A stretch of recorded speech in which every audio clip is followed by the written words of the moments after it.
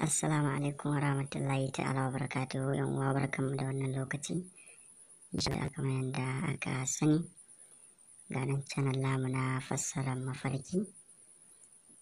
Insha Allah yan uwa sai a ainihin garzayo domin a danna wani alama na wannan jan rubutu, sannan za a ga ƙararrawa ya fito ana danna shi, kuma a yi danna liking sannan a yi sharing saboda yan uwa su amfana insha Allah ta'ala.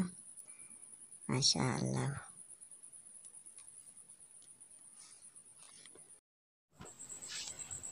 A'udhu billahi minash shaitanir rajim. Bismillahir rahmanir rahim.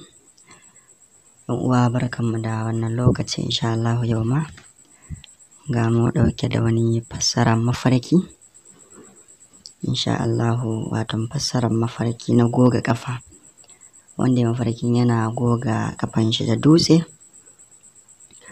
To an ce zai dauki wato wanda ya mafarkin kenan zai dauki nauyin wani daga cikin yan uwansa a wannan shekara, da ya dauki nauyin yan uwansu wasu daga cikin yan uwansa wannan shekara. Wasu malaman kuma ma suka ce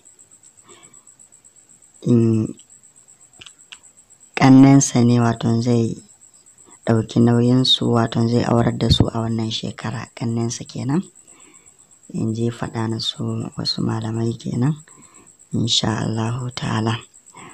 To takaitaccen dai bayani kenan akan fassara mafarki na goga kafa da dutse.